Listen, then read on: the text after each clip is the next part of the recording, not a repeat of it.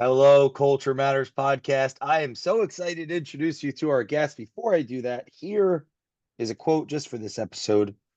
Compound interest is the eighth wonder of the world. He who understands it earns it.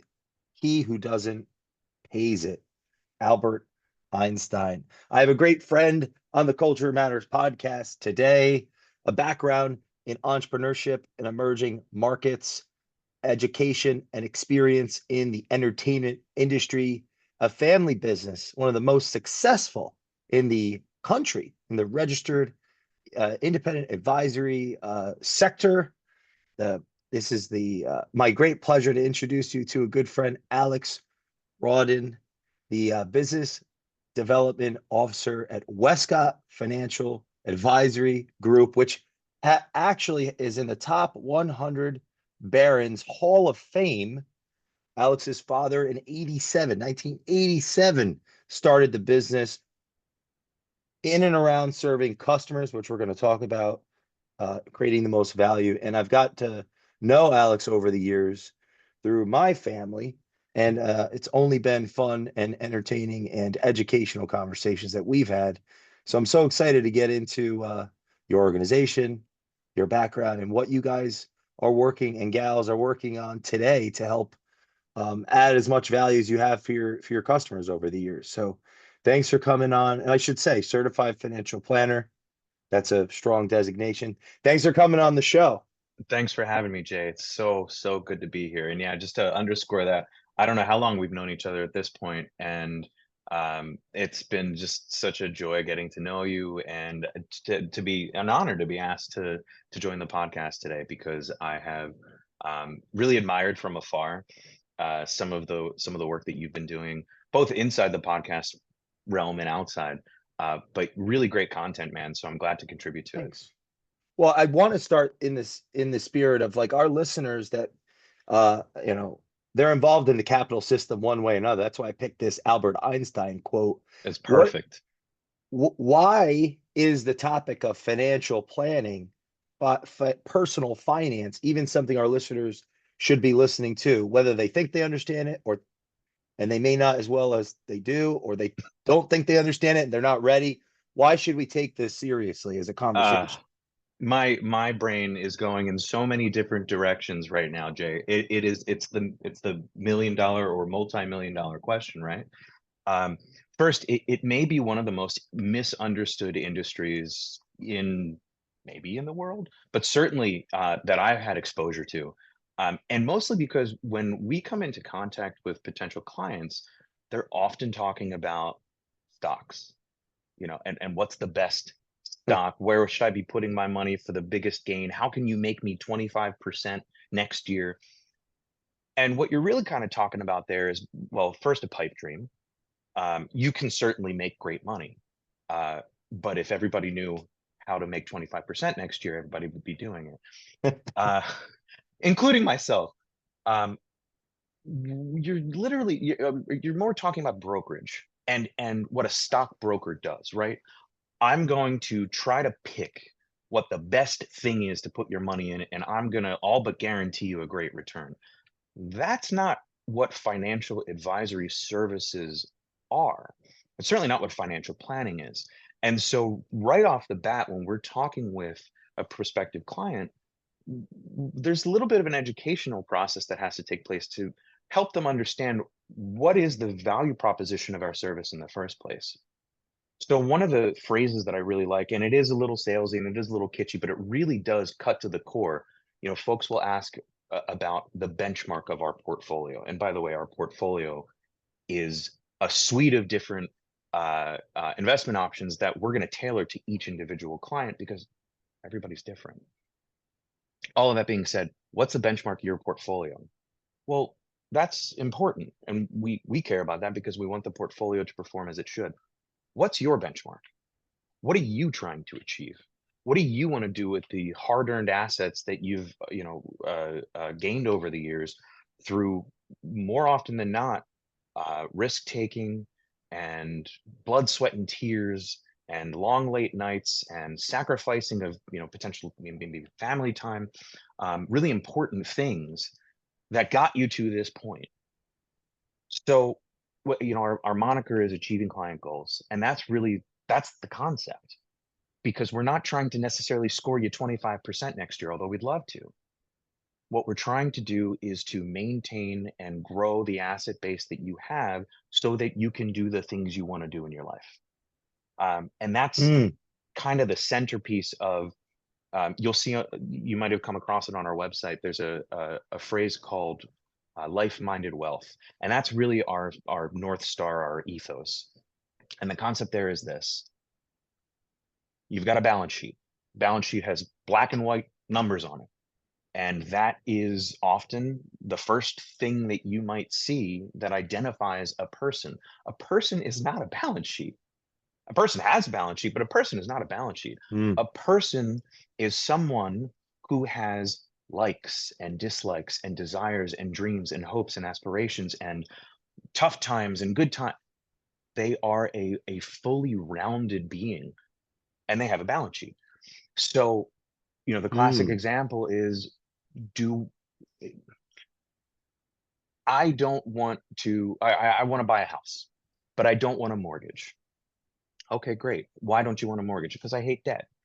Well, as we do the analysis, it really kind of makes sense from a numbers perspective for you to take on the mortgage.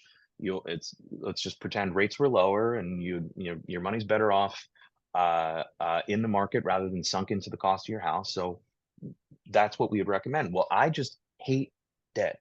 It keeps me up at night. I can't deal with it. I don't want. Okay, that is life-minded wealth. It's not the textbook answer. It's what's right for the client. And mm. you hopefully you feel it and hear it. I mean, there's a lot of passion behind this because it's important to us that our clients not only get what, the core of our service is supposed to be in, good sound financial planning and portfolio management, but more so that we empathize with them, that we're human with them, that we're their partner, that we're guiding them through their financial journey. Um, and it's maybe the most important thing that we do.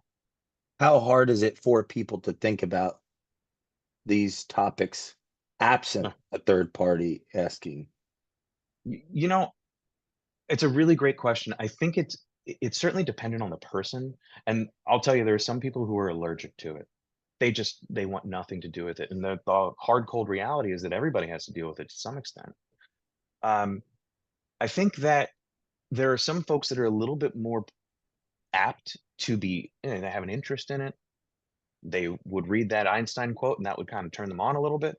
And they get into the fun, and they'll do the research, and they'll, more often than not, a lot of our clients who are super smart people, really well accomplished in the field of law or medicine or entrepreneurship or, you know, C-suites at Fortune companies, um, they don't have the time. They're busy. They're really, really busy. This is how they amassed their wealth. And so, yeah, they probably have the aptitude to figure this out, but they sure do not have the time.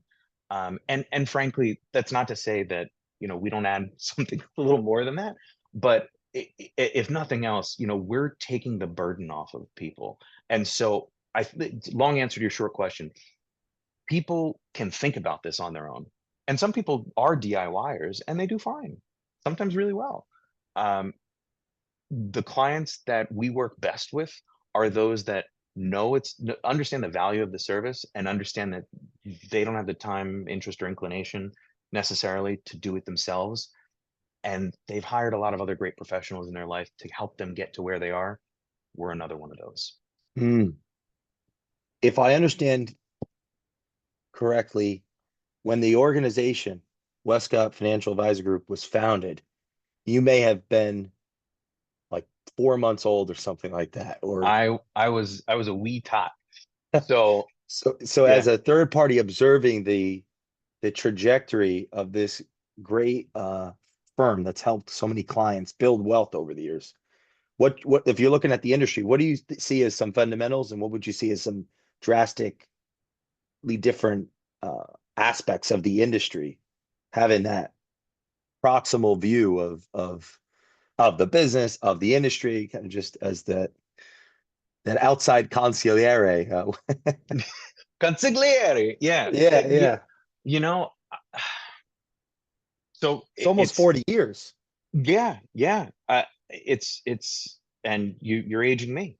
Um, so let me actually back up and I'll jump in to your question, which is a really good one. The business was founded in February of 1987. I was born December of 1986. So there's a lot Wow. of right. There's a lot of lore in our family around what was happening during that small period of time. So my father, he graduated undergraduate as an English degree from Temple University here in Philadelphia. Um, he then began working. He worked at another firm, if I remember the history correctly, prior to Duane Morris, but not for long, and then came on at Duane Morris and was attending law school at Temple at night. Um, Wow. he, talk about entrepreneurship, man. He was grinding it out, really grinding it out. Um, and had a great support system as well. But so Wescott was founded. He was at the time the director of Duane Morris's tax accounting department, uh, and their primary role is to provide tax advice and prepare and file tax returns. I'm not sure if it was businesses as well at the time, certainly individuals. And the story goes that clients would come to him and say, "Well, can you help me with my investments?" Among other things, there's tax planning, there's investment planning, there's insurance planning, there's retirement planning, et cetera, et cetera. And this was around the time that the certified financial planning designation, the CFP, was burgeoning. Wow. And so he saw an opportunity. He approached the partnership at Duane Morris, and Duane Morris agreed to become a minority partner in this venture, and off launched Wescott, February 1987. Um, Almost 40 years later, we are, I'll give the stats because we're here. Um, just south of $4 billion under management, around 750 client households. We serve high net worth and ultra high net worth individuals and families, a little bit of institutional work as well. That's not our focus. We're 55 or so employees. 30-ish of them are advisors. Everybody's a certified financial planner, many of whom have additional designations. There's a PhD on staff, JDs, LLMs, uh, CFAs, CPAs, lots of three letters. Um, and our primary mission is to provide what is as close to a family office experience as we can to clients who are not a part of a traditional family office. Um, the little phrase is, if it touches money, Wescott helps. And it's true, because I can't tell you how many times a client will say, "Well, I didn't want to bother you with this question." The classic is, "I didn't know whether to pay cash or to finance the car." Like, well, that's a perfect question to ask us, because A, we know it really well, and B, we can give you an answer really quickly, Yeah. and C, you're paying us. Like, let's do this. Um, so, zooming out to your original question, I think that it's kind of related to what we were talking about a little bit earlier around the industry being a little misunderstood, and people thinking of financial planners or financial advisory as a brokerage, right? You're buying stocks for me, and you're on the floor of the New York Stock Exchange, and papers are flying around and phones are ringing. That's not at all what it is.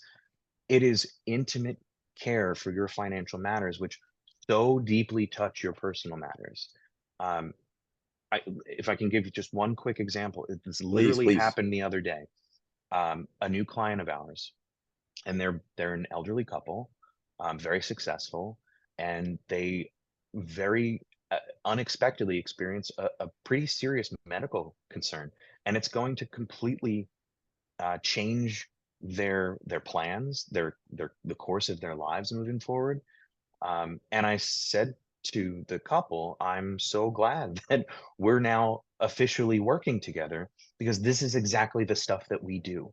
It's these inflection points in life where I think our value proposition is most shown, because you can call us, and we're like one of the first things that people end up thinking of to call. They call their family members, they call their attorney, they call their advisor.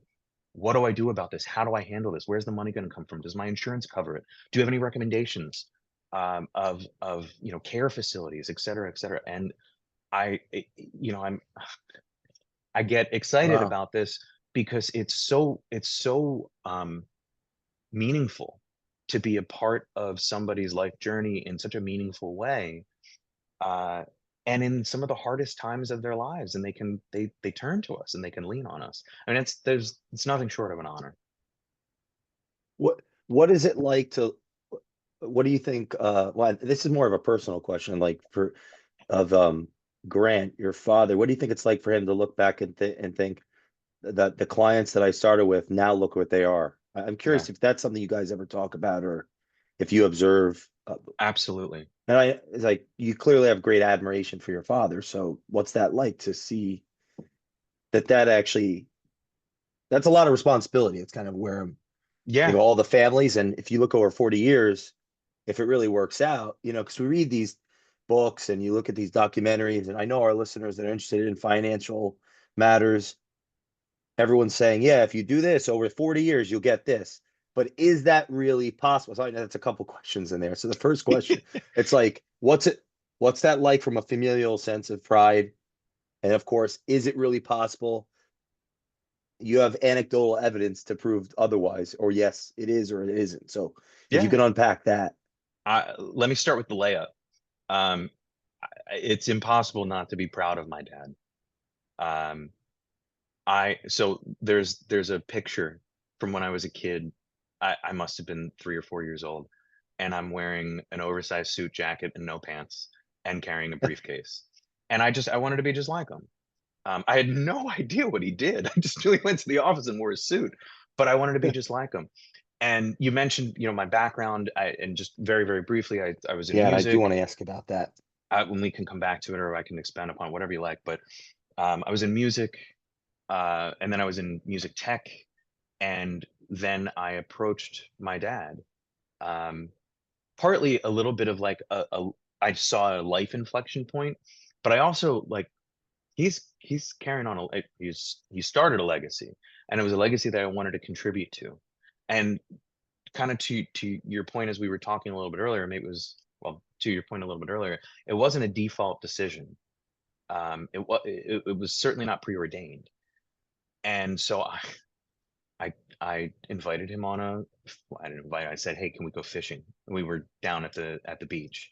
It's like, "Let's go fishing." And we're on the boat, and I broached the subject.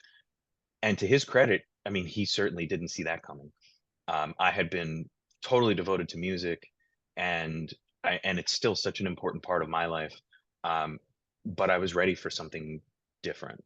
And this felt like a really smart and interesting opportunity, and I really didn't know much about it other than, this is my dad's business. And he said, "Great. Well, what are you gonna do?" It was by no means like an open door policy. "Hey, come on in, just you can work here now." Sure. Wow. He actually put me through the interview process, and I don't know if mine was harder than the average Joe, but it was an interview process. Um, and I met with a number of our senior folks and our management committee. And there's like a Myers-Briggs type test that we have all employees take, or all prospective employees take. The reason for which is empathy is a core value, and beyond a core value, it's incredibly important in this company, in this role. So if you don't test high for empathy, this is not going to work out. Um, so the whole shebang. And needless to say, I got the job. But um, the job was related to uh, uh, kind of reimagining our services for the next generation, taking my tech background, and which involved sales and involved operations. My most recent job before Wescott was at Pandora Radio, and I was in the revenue operations department. And so there was some synergy there. And anyway, taking that forward, back to your original question, that was the layup, which is being proud of my dad, which was so it's just easy because I can see what he's built. I see the clients who are phenomenal people. I see the culture of this organization, and not only believe in it, but like I breathe it because it's so kind of sistered with what our family culture is like, um, which is around excellence and around Mm. doing good and doing well and being kind and being empathetic and being authentic. Um, maybe I had an unfair advantage in that regard, but Wow. um, and to see him in the rankings like this, I mean, yeah, Wescott was ranked in the top 100 or the top 1000 or the top 10 in the state, whatever the rankings were over the last several decades. Um, that's because of him, at least chiefly. And maybe now it's I shouldn't say now, of more late, it's more of a team effort because he is not the primary advisor only as it was for many years, um, and the true face of the company. But make no mistake, I mean, we're here because of one person, and all of the people that supported him, but we're here because of one person. So that's like, how can you not have tremendous respect for that? And so the additional to that was, is it possible for our listeners that start today or started, a couple years ago, or maybe haven't, but maybe they will after this, to have security or beyond from a financial, and I know you take it from a holistic standpoint, but is it possible, and anecdotally seeing your father with his clients over the years, what's your take on that? Yeah. A couple pieces of unsolicited, well, maybe it's a little solicited advice. The first is, if you keep your money in cash, you will lose. Inflation will eat it away. If you're going to be keeping money in any kind of cash-like instrument, make sure you're earning interest. Money markets are always a decent option, especially as rates have been where they have been over the last couple years or so. Um, pre or during COVID, when rates were near zero, money markets were not as attractive. So that's kind of that's maybe a little more micro than macro. More macro, if you look at a chart of any of the combined markets over the last 100+ years, there's a pretty unmistakable trend, and it goes like this, pretty much up. It's not a hockey stick, it's not a J curve, but it is a trend upward. You will have dips, you will have down markets. Ride the wave. If history is if past is prologue kind of thing, and who knows, no, again, no crystal ball. And I'll say again, this is not individualized or even formal financial advice. This is my opinion. um, and I do this. I take my money and I put it into the market. I actually have I use a number of our portfolio uh, uh, uh, funds. It's probably the best way to say it. We have a roster of different funds of different areas of the market that we want access to or we want exposure to. And we have an investment research group and led by our CIO who looks at everything and does due diligence and checks and rechecks. And that's kind of the pool that we draw from. And I have exposure to that personally. Um, the market goes up. The market goes down, but then the market usually recovers. And so the power of compounding is that's the message. I mean, that quote is so spot on. Um, Go figure, Einstein got something right. It is, if you are saving in a halfway intelligent way, you'll do fine. I mean, obviously there's an advantage to having an advisor. But speaking, purely outside of my own, role as a business development officer, uh, if you're investing in the broad general market and that's all you're doing, odds are you're going to earn money over the long term. Something that stuck out to me in my preparation, it was it around the time of the great recession that Wescott Financial Advisory Group actually brought in organizational psychologist to be a ammunition, or it might be not a good I know what you mean. analogy, Yeah, yeah, an extra value add to clients, something like yeah. even the advisors bringing in extra. So was that around that time, and why, or when was that, or why bring in the organizational? Because you mentioned ups, you mentioned there'll be dips in, there's going to be dip times, and so did that have any connection to that? So that's the three. Like, what was that around the recession? Um, why bring in the organizational psychologist as a value add? And is that have to do with the dips, the dip times, or Yeah. are there other reasons? Harold came. So the gentleman's name is Harold Weinstein, and Harold has been with us. It may be that long. I actually don't know if he came on in the 2008, 2009 timeframe, but I can tell you why he did come on.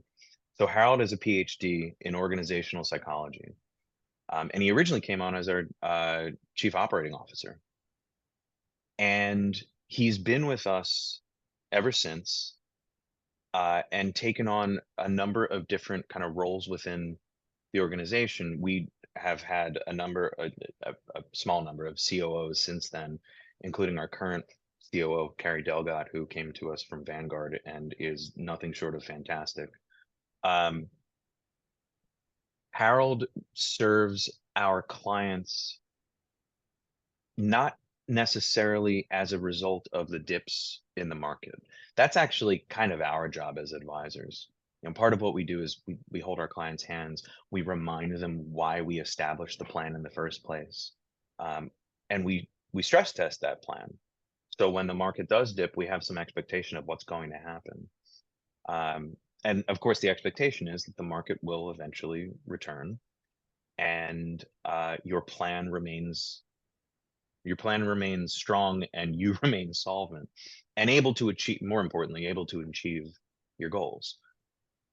Harold's like yeah, he's a good secret weapon, um, because it's kind of the meatier, trickier conversations that we have with clients, usually within an internal family system.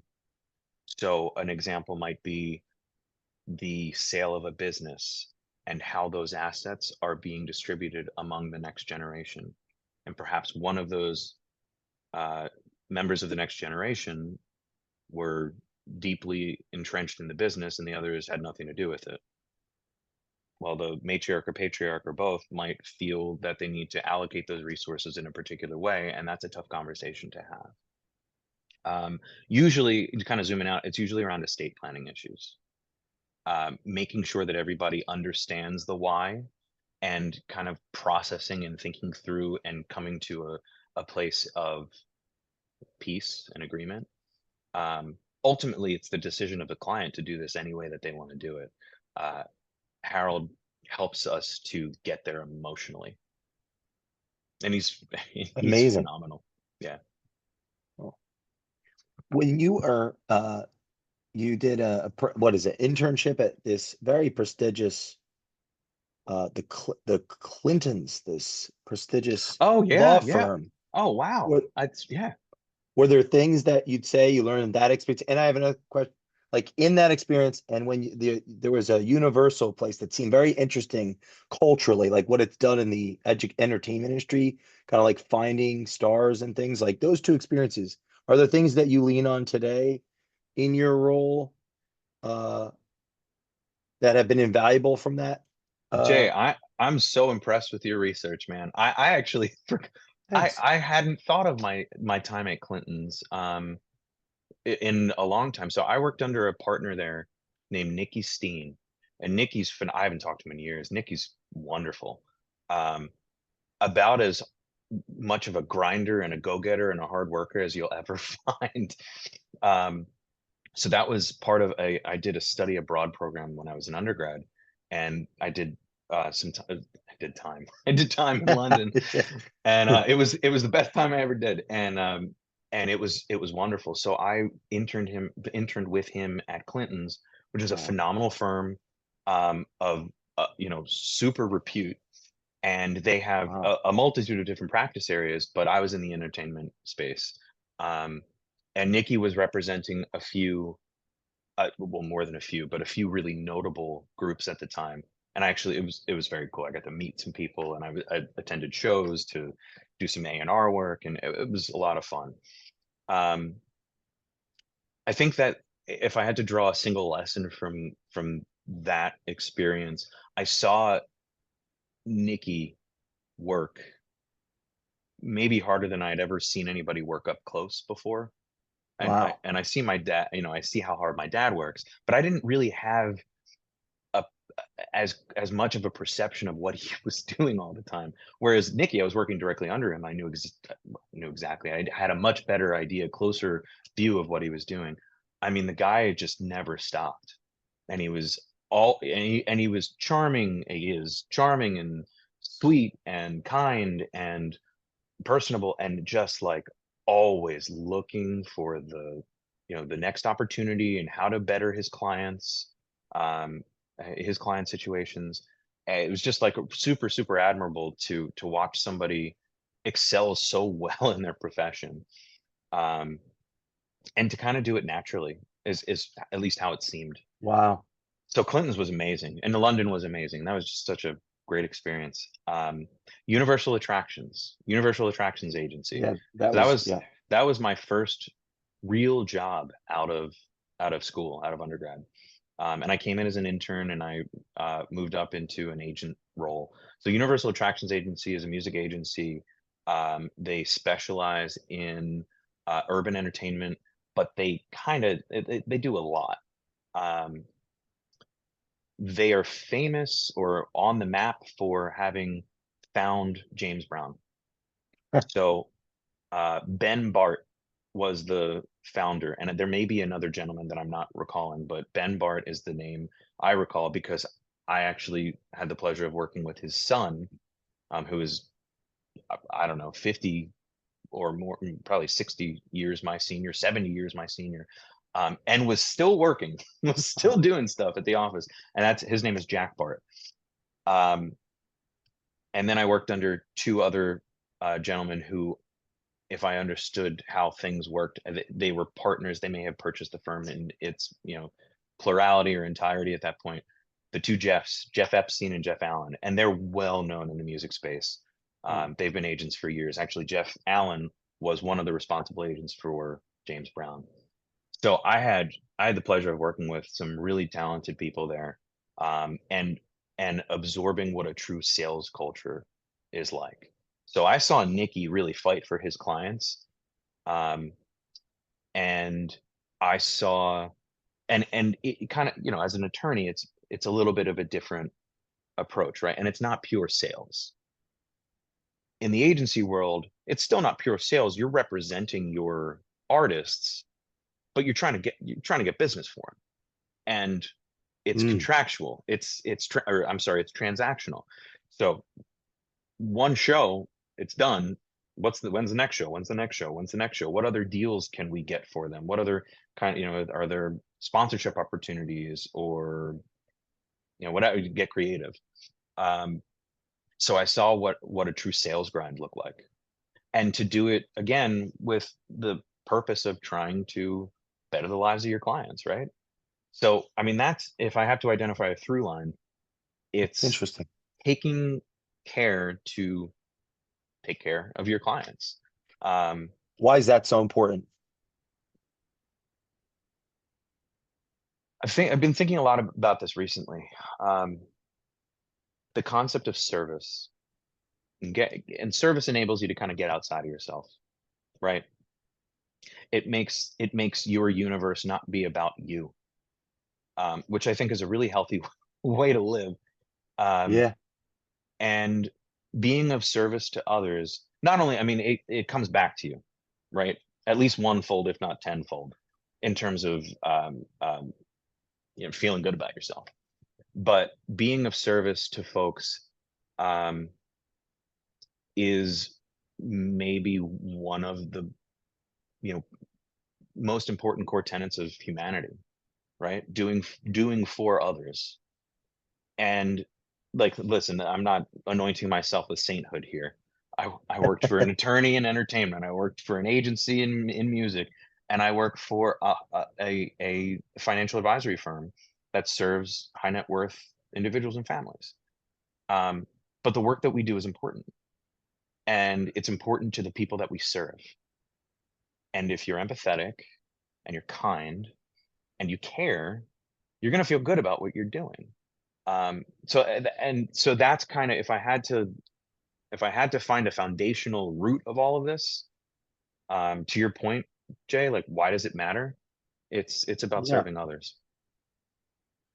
I was watching a podcast that Grant was on, your father was on, talking Yeah, about community efforts and on.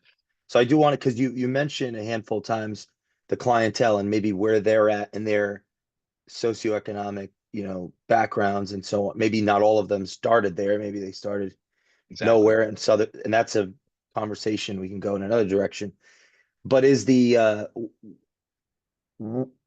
culture of Wescott around giving and serving communities outside the traditional tranche of clientele that's like the bedrock of the business. Can you expand on that?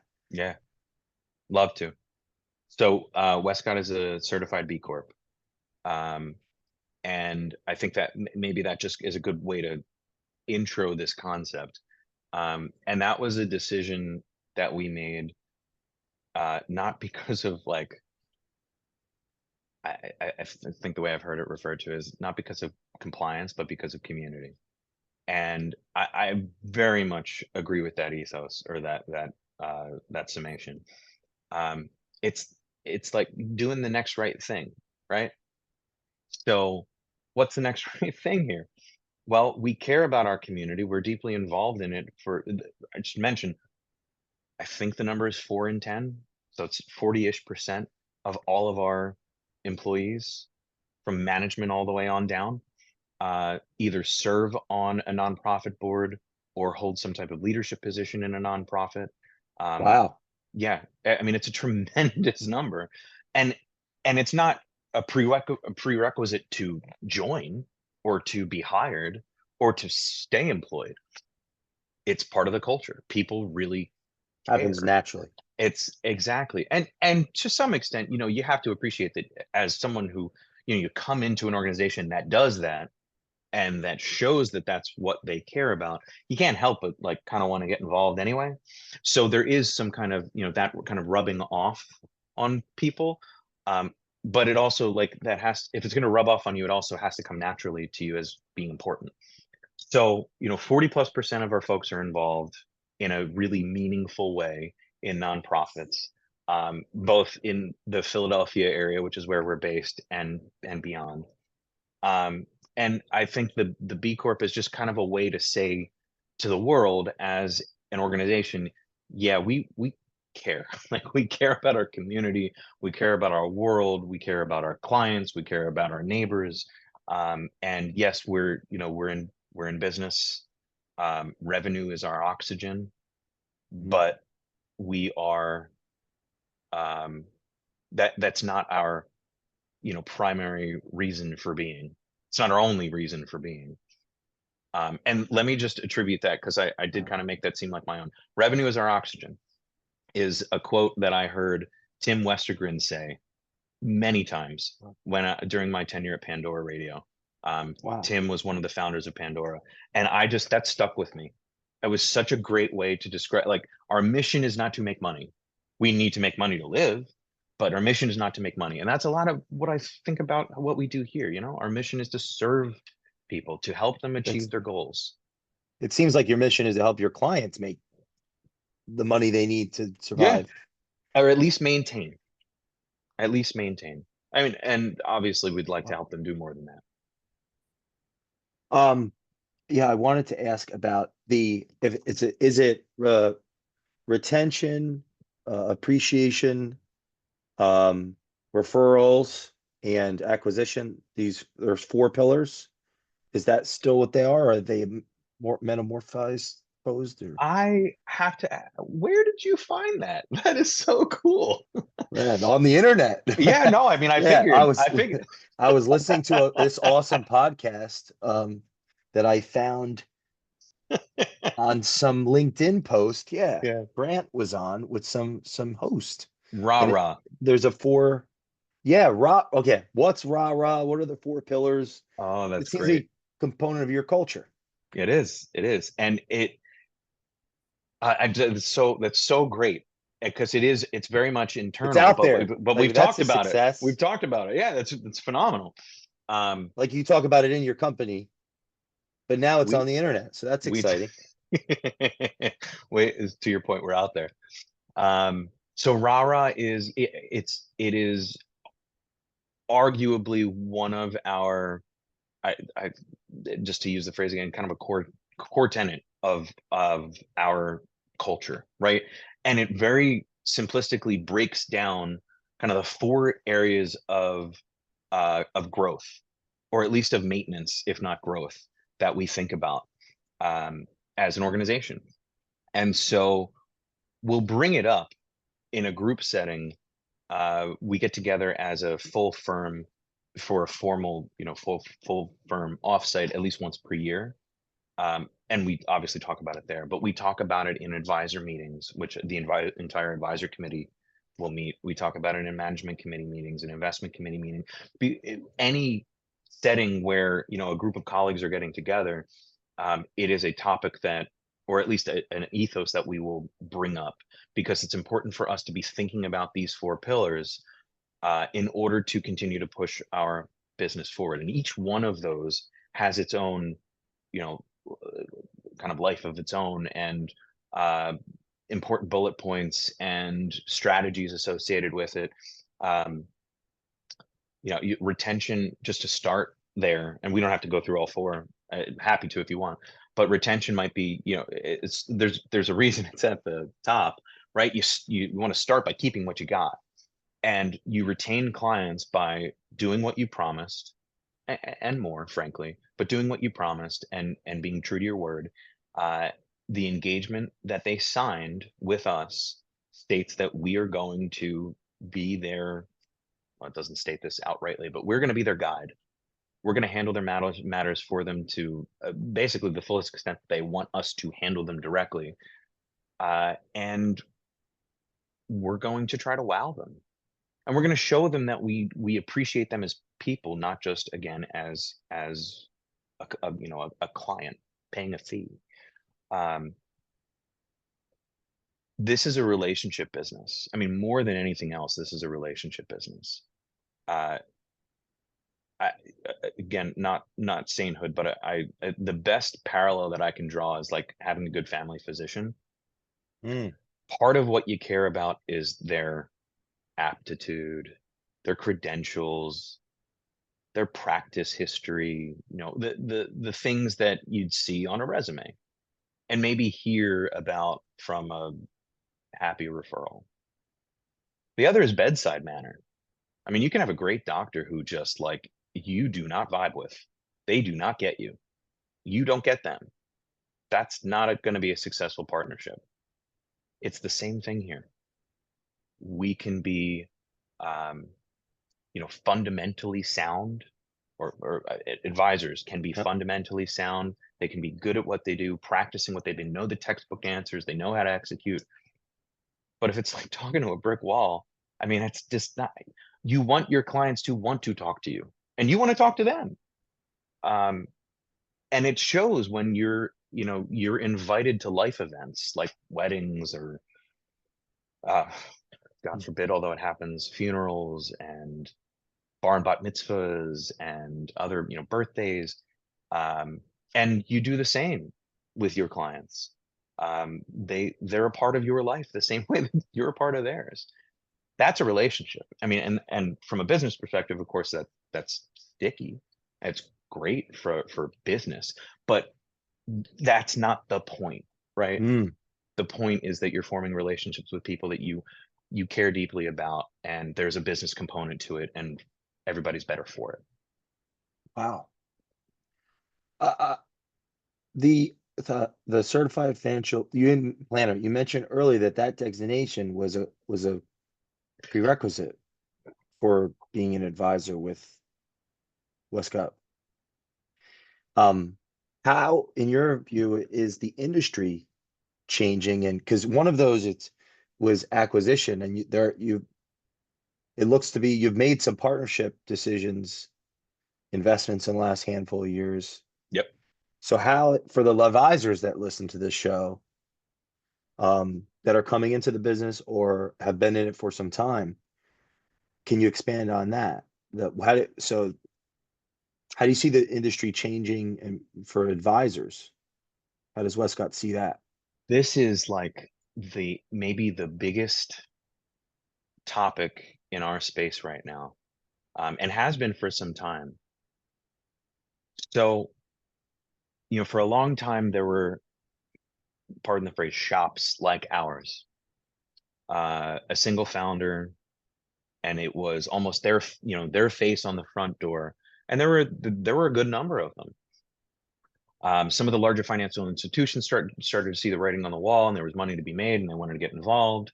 And so hence the independent registered investment advisors versus those that are not independent, which are directly associated with a large financial institution. Not to say that those are bad decisions to make, just different. And as time has gone on, and just like many other industries in certainly the country and by and large the world, there was lots of private money that saw, or capital deployers anyway, that saw an opportunity. And so there are a few different iterations of this, but effectively what has occurred in our space has been a lot of firms where the founder has, came to a point where they were ready to hang it up, and they had created a lot of intrinsic value in their firm, where years ago the second or third generation in the firm, it's used second generation, G2 as we call them, would buy the owner out of their out of their share of the business, the entirety of the business over some period of time, either because they had they'd acquired enough wealth to do so, or they took a loan on favorable terms, or some other arrangement. What we've seen is that owners have gotten pretty substantial multiples in our space from, if you trace the root, it's usually back to private equity money.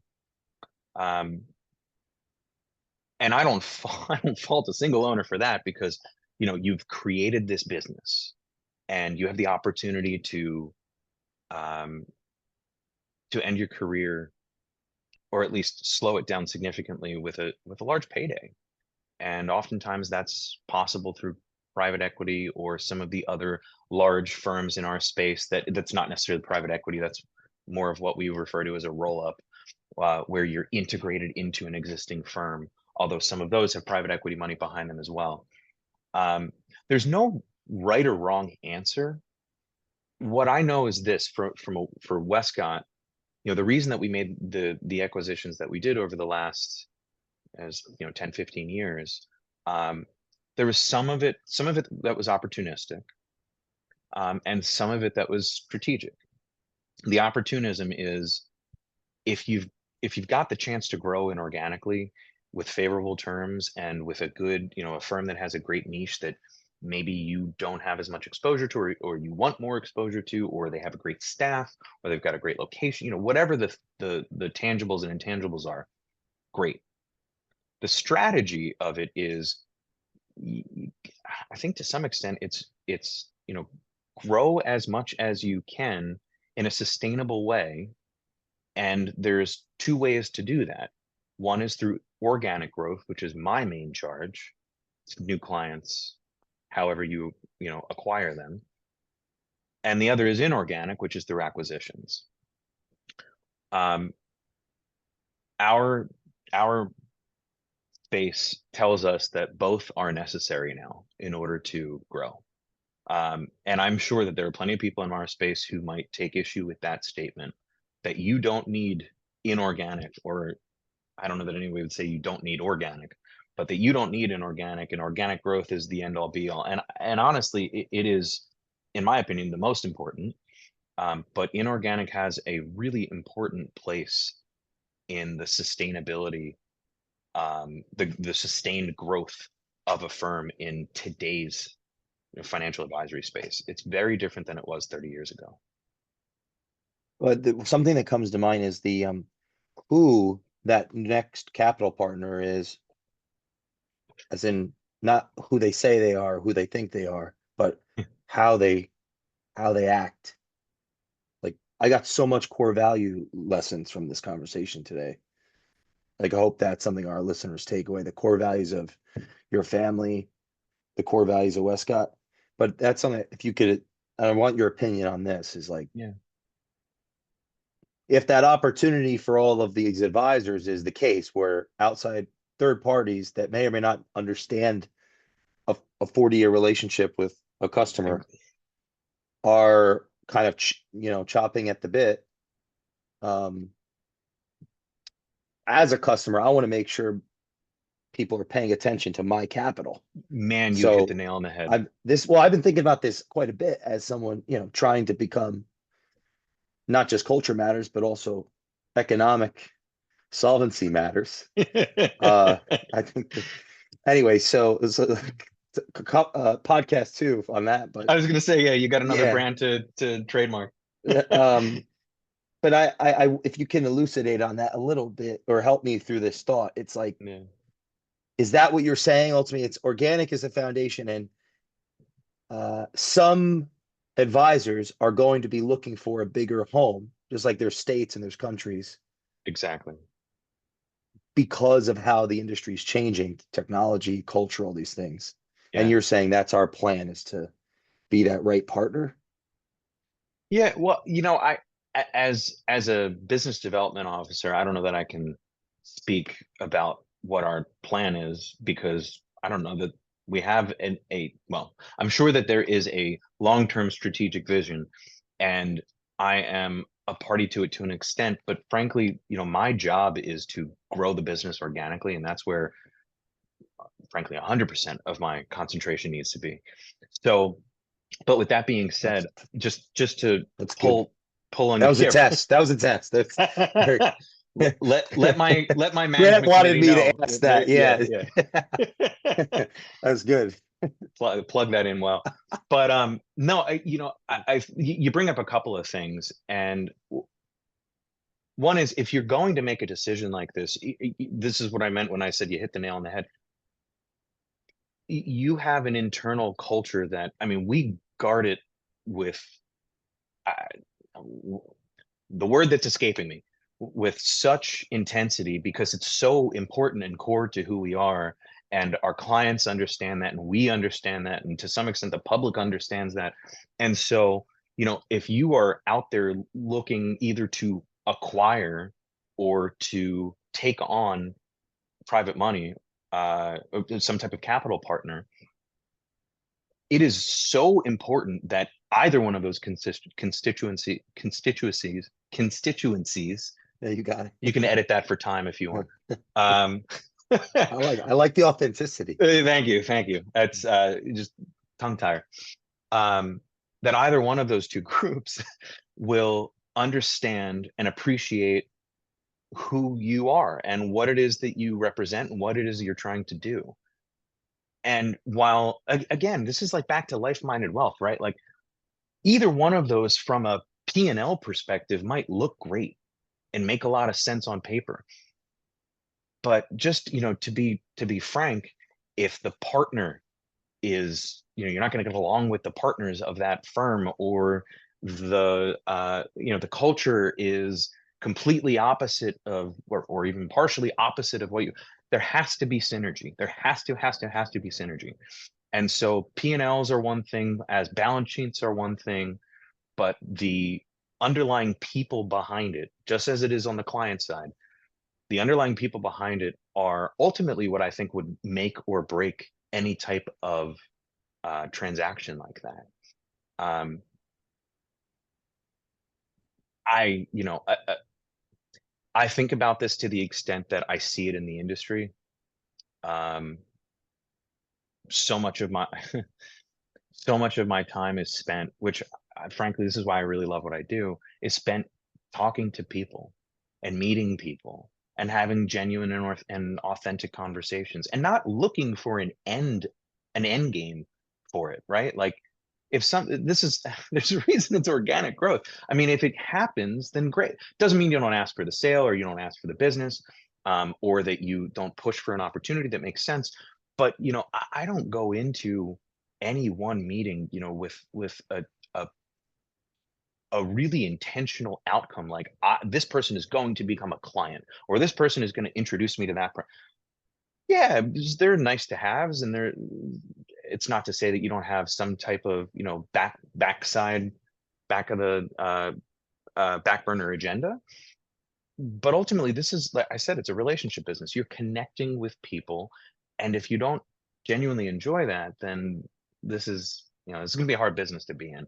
So I just feel like a tremendous amount of gratitude to have whatever the universal forces that kind of brought me into this seat.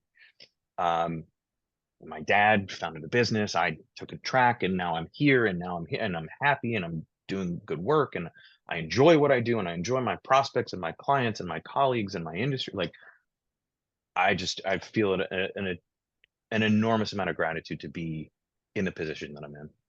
I want to, if we can end it here, because I'm respectful of time, but you're welcome back anytime. What one thing that sticks to me is the focus on the client, the focus on modeling those core values. Yeah. When you said or even early on in Universal, that you're getting opportunity for the artist, the big lights that hit me is like advisors, in a sense, they have to, if they're the artist, you can get the business for them. You can also model the values for them to model in their own lives. And just something that seems to stick out. It's clear that there's been great leadership in your journey. And I'm excited to see where it continues to go as, episode 7, when you come back. Yeah.